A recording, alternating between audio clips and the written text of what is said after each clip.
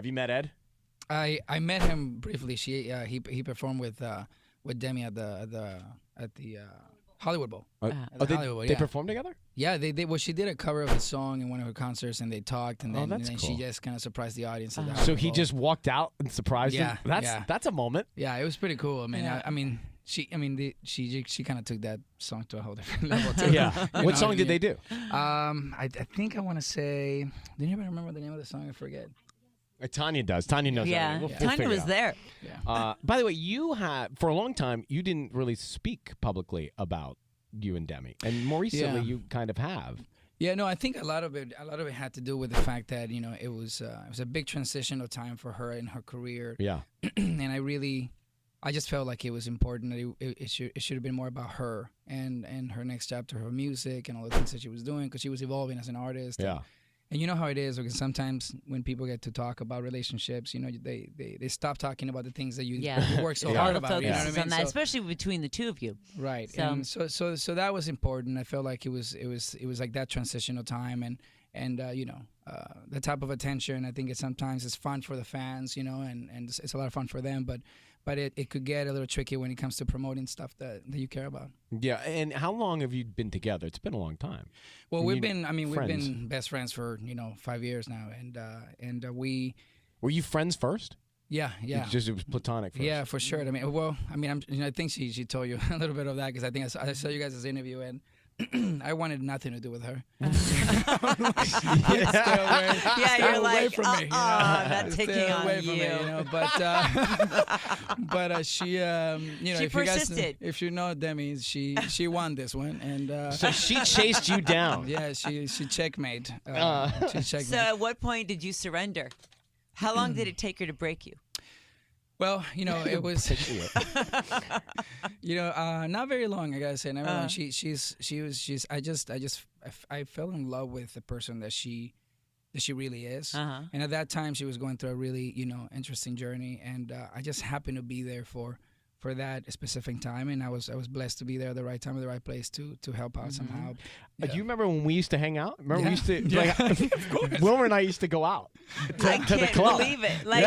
What would you pick each other up and have a six-pack in the car? Where's that place we went? Garden of Eden? What was that place? Garden of Eden. Yeah. We go to AD. We go to the lounge. We go to the lounge. Remember Joseph's? On Mondays. Oh my God! I didn't make it to Joseph's much because Mondays were tough. But we'd hang actually. Yeah. Wow. Yeah. I remember That's amazing. he would always have these big chunky silver bracelets. I was into that. You remember that? I was really into those. It was definitely a phase that lasted more than a year. Oh, those were the days. All right, so you're in Minority Report. This is obviously a very famous franchise, and so Spielberg produces Minority Report. Is that correct? Correct. This is the first the first time that one of his films makes it to television. So he's executive producing. I mean, he cast every single one of us. He's super involved. Opened the archives of Minority Report for us to make the show the best way we could. And this is going on Fox. Yeah, it's on the Fox network. And excited for me. Because I'm returning back to the Fox Network. The Fox Network is where I started my career. You're right. I know all about that network. Yeah, yes, you do. You started when you were 18 on that 70s show? Yeah. They actually put me in my first class seat. Is that right? Yeah. Oh my God. I went to New York for the upfronts, and how funny! It was crazy. I was sitting between the X-Files and Simpsons, and at the time 90210. Oh my God, the biggest show. Yeah, that was. We were the young ones. And you're only man. 18. Only 18 years old, and me sitting between Jenny Garth and Heather Locklear. And it was like, it's crazy. When I was growing up in Atlanta, I would literally go to my bedroom and watch Beverly Hills 90210. I'd never been to LA or Hollywood, and I thought to myself, how awesome must it be to be on that network on that kind of a show? Yeah.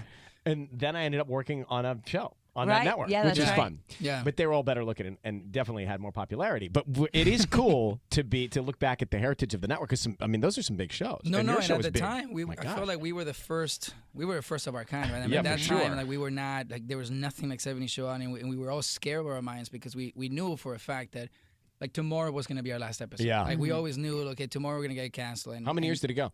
8. Oh my God. We did 200 And in syndication? episodes. And Mhm. yeah, Syndication, too. syndication, and everyone's catching up on Netflix. It's really cool to see Yeah. that people are refunding it again. Your previous cast members, Mila and Ashton, how about the fact that they ended up together? Yeah, Like, why- yeah, we totally saw that coming. Oh, did you really? No. My gosh. Mila and Ashton call you to babysit Wyatt at 12 a.m. Do you babysit her?